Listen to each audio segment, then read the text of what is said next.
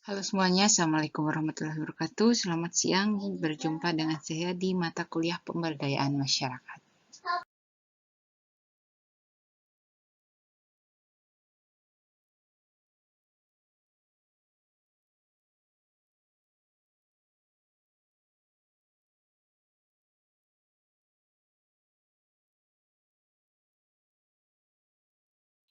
Strategi dalam pemberdayaan masyarakat ini ya memiliki beberapa pengertian. Ya, salah satunya yaitu strategi merupakan suatu upaya yang dilakukan secara rasional dengan memperhitungkan aspek terkait untuk mencapai tujuan dan sasarannya. Ya. Kemudian strategi juga merupakan suatu program untuk menentukan dan mencapai tujuan organisasi dan melaksanakan suatu misi. Ya. Dan strategi juga merupakan suatu pola tanggapan organisasi yang dilakukan terhadap lingkungannya sepanjang waktu. Penafsiran lain yang dikemukakan oleh sumber dari referensi lain ya bahwa strategi ini merupakan suatu bentuk rencana ya di mana strategi merupakan suatu pedoman atau acuan yang dijadikan suatu landasan pelaksanaan kegiatan. Ya. Kemudian strategi sebagai suatu sistem di mana strategi merupakan satu kesatuan rencana dan tindakan yang komprehensif dan terpadu, ya, yang diarahkan untuk menghadapi suatu tantangan permasalahan. Kemudian strategi kegiatan sebagai suatu strategi untuk atau upaya yang dilakukan oleh setiap individu, organisasi, atau perusahaan untuk memenangkan suatu persaingan.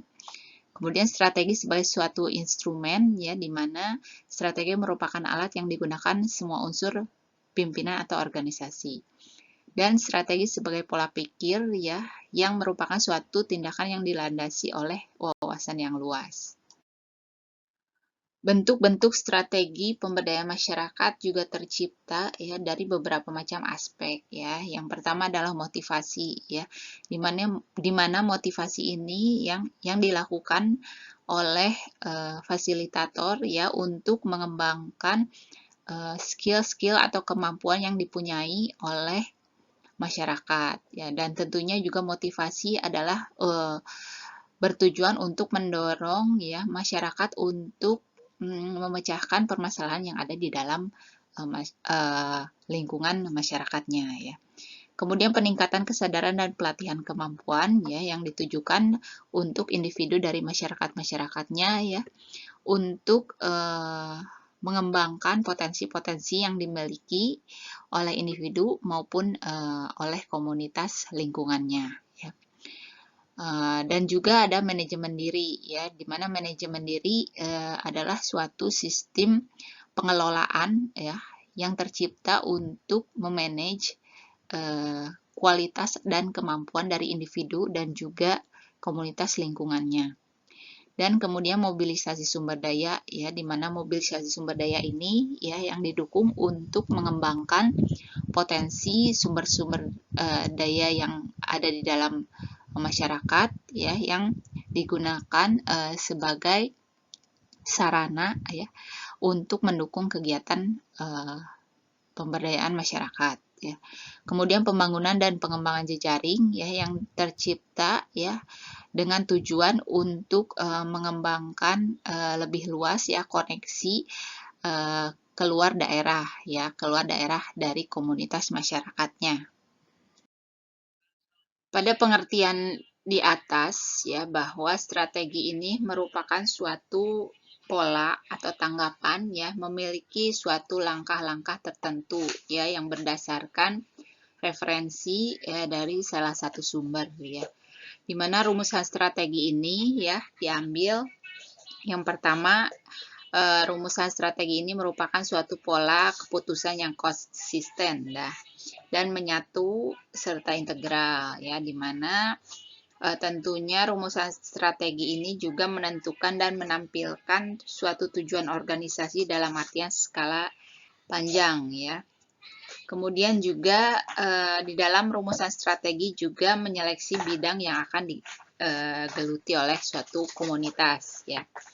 Kemudian di dalam rumusan strategi juga digunakan untuk mendapatkan keuntungan yang tepat ya terhadap peluang dan ancaman dari lingkungan eksternal. Dan kemudian juga tentunya strategi ini pun dapat diambil kebaikannya ya untuk semua tingkat hierarki dan organisasi. Strategi pemberdayaan masyarakat sendiri pada dasarnya mempunyai 3 arahan ya, di mana yang pertama adalah pemihakan dan pemberdayaan masyarakat ya.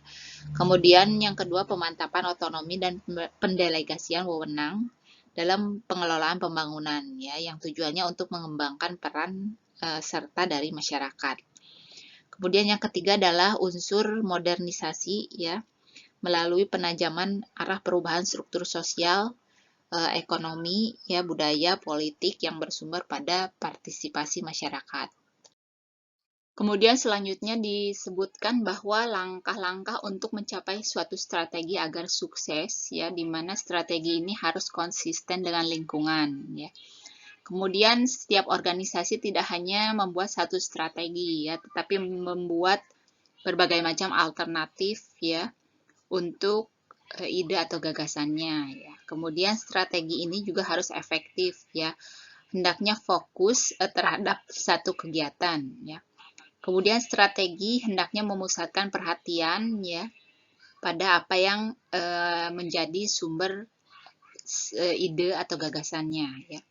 Kemudian sumber daya ya dalam strategi merupakan suatu yang sangat kritis ya dalam arti sangat penting. Strategi juga hendaknya disusun berdasarkan landasan keberhasilan yang telah dicapai ya. Nah, kemudian tanda dari suksesnya strategi ini terlihat dari adanya dukungan dari pihak terkait, ya, baik itu dari masyarakatnya ataupun dari pihak fasilitator dan juga pemberi wewenang. Ya. Di dalam proses pemberdayaan, ya, umumnya dilakukan secara kolektif, ya. Namun pada beberapa situasi strategi pemberdayaan ini juga dapat diberdayakan secara personal, ya. Nah, kemudian ada juga beberapa konteks yang diambil dari suatu kegiatan ya bahwa pemberdayaan ini dapat dilakukan melalui 3 aras ya dalam arti empowerment setting ya. Yang pertama ini yaitu aras mikro ya di mana pemberdayaan dilakukan kepada klien secara individu ya melalui bimbingan, konseling, ataupun stress management ya ini biasanya berlaku pada kegiatan sosial ya. Nah tujuannya di sini juga adalah membimbing atau melatih klien dalam menjalankan tugas kehidupannya ya. Pendekatan yang berpusat pada tugas ya, dimana pendekatannya ini adalah task center approach. Kemudian selanjutnya adalah aras mezo. Ya, aras mezo sendiri adalah pemberdayaan yang dilakukan terhadap sekelompok klien, ya, di mana pemberdayaan ini menggunakan kelompok sebagai media intervensinya, ya. Seperti contohnya pendidikan dan pelatihan, ya. Menerapkan suatu bentuk strategi ya untuk meningkatkan kesadaran dan pengetahuan serta keterampilan dan sikap dari klien ya agar memiliki kemampuan untuk memecahkan permasalahan. Kemudian selanjutnya adalah aras makro ya maaf. Nah, makro di sini adalah strategi sistem besar ya. Strategi sistem besar ini tentunya sasarannya ini terhadap perubahan sistem lingkungan ya. Nah, kemudian strategi dari sistem besar ini memandang klien sebagai orang yang memiliki suatu kompetensi ya di mana klien sangat berperan penting ya dalam proses pemberdayaan ini ya. Pelaksanaan dari strategi pemberdayaan masyarakat salah satunya adalah menyusun instrumen pengumpulan data ya berupa informasi ya, hasil penelitian, kemudian referensi dan juga hasil temuan di lapangan. Kemudian membangun pemahaman dan komitmen ya yang mendorong pada nantinya mendorong kemandirian dari individu, keluarga dan juga masyarakatnya. Kemudian selanjutnya adalah mempersiapkan sistem informasi ya seperti sistem analisis ya monitoring dan evaluasi dari pemberdayaan individu, keluarga ataupun masyarakat. Jadi sesuai dengan prinsip pemberdayaan masyarakat di mana tujuan dari pemberdayaan sendiri ya terletak pada pelaksanaan proses atau tahapan dari suatu kegiatan ya yang seharusnya dan tentunya harus melibatkan partisipasi masyarakat ya. Alasannya karena masyarakatlah yang paling mengetahui dan memahami masalah yang dihadapi ya, kebutuhannya apa, kemudian potensi-potensi yang dimilikinya seperti apa ya. Sehingga fasilitator di sini ya tujuannya sebagai penghubung ya yang membantu melakukan suatu pendekatan-pendekatan tertentu ya untuk memecahkan permasalahan yang ada di dalam masyarakat. Pelaksanaan dari proses dan pencapaian tujuan pemberdayaan ini ya salah satunya berdasarkan literatur terdapat pendekatan-pendekatan yang berlaku ya yang disingkat menjadi 5P ya. Yaitu yang pertama adalah pemungkinan ya. Pemungkinan di sini menciptakan suasana atau iklim yang memungkinkan potensi masyarakat berkembang secara optimal ya. Dan tentunya pemberdayaan di sini harus mampu membebaskan masyarakat ya dari sekat-sekat kultural dan struktural yang menghambat ya. Kemudian yang kedua adalah penguatan ya. Penguatan di sini adalah untuk memperkuat pengetahuan dan kemampuan yang dimiliki oleh masyarakat dalam memecahkan suatu permasalahan. Kemudian yang ketiga adalah perlindungan, di mana perlindungan ini yaitu melindungi masyarakat ya, terutama kelompok lemah agar tidak tertindas dari kelompok yang kuat ya, dan menghindari terjadinya persaingan yang tidak seimbang ya atau tidak sehat antar kelompok. Nah, di dalam perlindungan ini juga pemberdayaan harus diarahkan pada segala jenis diskriminasi dan dominasi ya yang tentunya merugikan masyarakat kecil ya. Kemudian selanjutnya adalah penyokongan ya. Penyokongan di sini adalah memberikan suatu bimbingan atau dukungan ya agar masyarakat mampu menjalankan peran dan tugas kehidupannya. Kemudian pemeliharaan ya, di mana pemeliharaan ini untuk memelihara suatu kondisi agar tetap kondusif ya dan tetap terjadi keseimbangan antar kelompok ya. Jadi adanya kehidupan ya yang dinamis dan selaras dengan berbagai macam kegiatan di dalam masyarakat.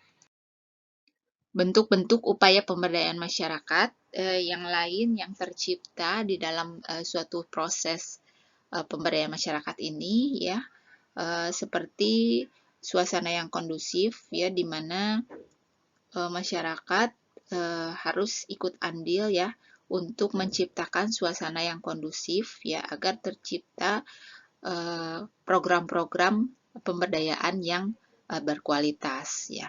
Kemudian potensi dan daya masyarakat sendiri ya yang digali berdasarkan sumber daya alam yang ada di dalam lingkungan masyarakat ya, serta kemampuan dari individu masyarakatnya sendiri. Kemudian nilai budaya kemasyarakatan ya yang tercermin dari pola-pola kehidupan bermasyarakat ya secara sosial maupun secara kultural.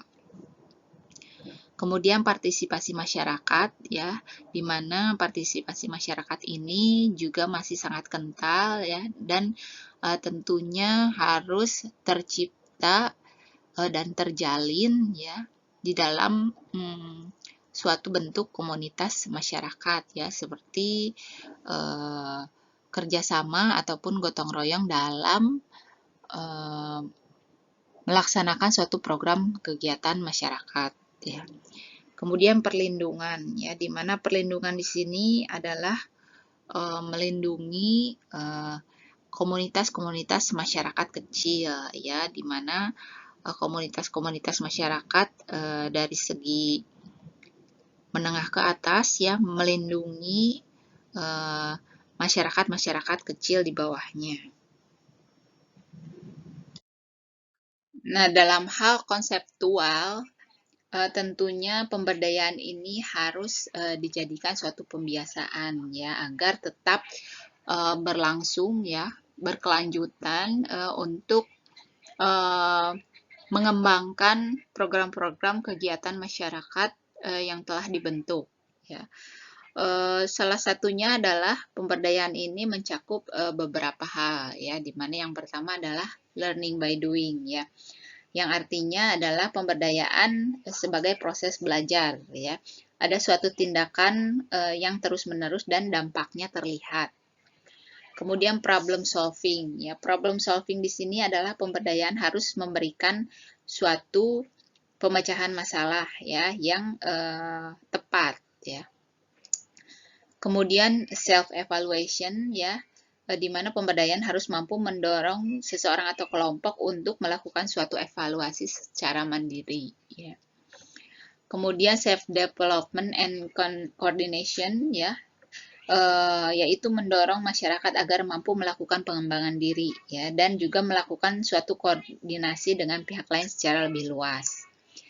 Kemudian self selection ya, yaitu suatu kumpulan ya, yang tumbuh di dalam masyarakat dalam upaya pemilihan dan juga penilaian secara mandiri untuk menetapkan langkah ke depannya seperti apa.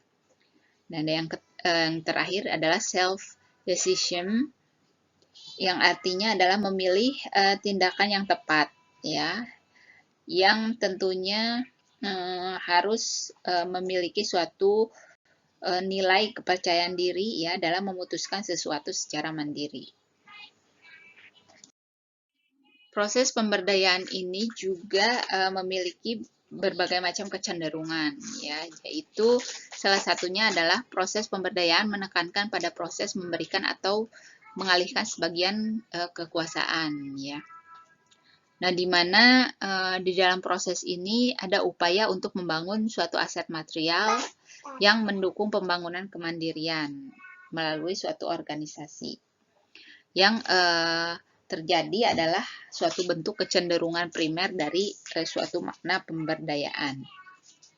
Kemudian yang kedua adalah proses pemberdayaan yang menekankan pada stimulasi atau mendorong ya atau memotivasi ya agar individunya mempunyai suatu kemampuan atau keberdayaan untuk menentukan apa yang menjadi pilihan hidupnya ya. Nah, tentunya di dalam proses pemberdayaan ini juga timbul kecenderungan sekunder ya. Dan kedua bentuk kecenderungan ini ya saling terkait ya. Di mana agar kecenderungan primer dapat terjadi tentunya harus ada juga kecenderungan dari sekunder terlebih dahulu. Tahapan yang biasa dilalui dalam pemberdayaan ya, yaitu yang pertama adalah pokok permasalahannya ya. Jadi kita sebagai fasilitator membantu masyarakat untuk menemukan suatu permasalahannya. Kemudian yang kedua adalah melakukan analisis terhadap permasalahan yang dihadapi secara mandiri. Ya, kita membantu permasalahan yang ada di dalam masyarakat, ya, untuk menganalisis apa saja permasalahan yang ada. Kemudian selanjutnya adalah menentukan skala prioritas masalah, ya, dalam arti memilah atau memilih setiap masalah yang paling mendesak untuk diselesaikan. Kemudian mencari penyelesaian masalah, ya, di mana penyelesaian masalah ini juga seperti misalnya melalui bentukan-bentukan pendekatan ya yang ada di dalam masyarakat, ya, baik itu pendekatan secara sosial ataupun kultural ya atau budaya. Kemudian tindakan nyata, ya, di mana kita melaksanakan tindakan nyata untuk menyelesaikan suatu permasalahan yang dihadapi.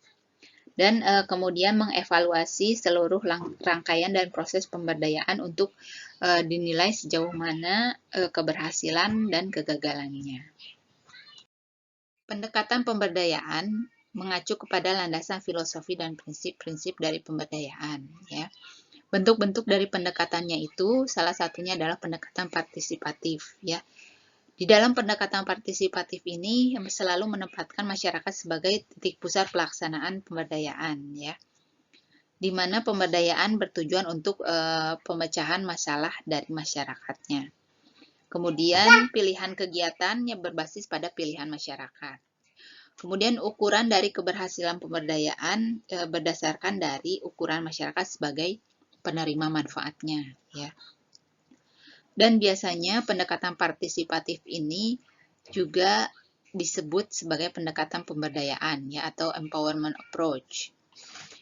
Kemudian selanjutnya pendekatan kesejahteraan ya, di mana pendekatan kesejahteraan ini ya harus memberikan suatu pendekatan yang bermanfaat ya terhadap perbaikan mutu hidup atau kesejahteraan masyarakat ya sebagai penerima manfaatnya. Dan pendekatan kesejahteraan ini juga sebagai suatu welfare approach ya. Kemudian pendekatan pembangunan berkelanjutan ya di mana kegiatan pemberdayaan masyarakat ini harus terjamin keberlanjutannya ya. Oleh sebab itu, maka pemberdayaan ini ya harus menciptakan suatu asas kemandirian bagi masyarakatnya sendiri ya dan perlu menyiapkan masyarakat ya untuk mandiri dan melanjutkan setiap program-program yang telah dimulai. Dan pendekatan ini juga merupakan suatu bentuk pendekatan pembangunan ya atau development approach. Pendekatan-pendekatan yang telah disebutkan tadi juga tentunya harus memiliki suatu bentuk upaya ya. Salah satu upayanya adalah upaya yang harus terarah atau targeted ya. Yang dimana target yang diarah merupakan suatu bentuk kebutuhan yang dibutuhkan, yang paling dibutuhkan mendesak oleh masyarakat ya. Kemudian pemberdayaan juga harus tentunya mengikut sertakan partisipasi dari masyarakatnya agar memberikan manfaat bagi pribadi masing-masing ya ataupun untuk komunitas masyarakatnya. Dan kemudian bisa juga menggunakan pendekatan kelompok ya, di mana pendekatan kelompok ini juga biasanya mengacu kepada bentuk-bentuk komunitas ya, pendekatan komunitas ataupun mitra usaha ya.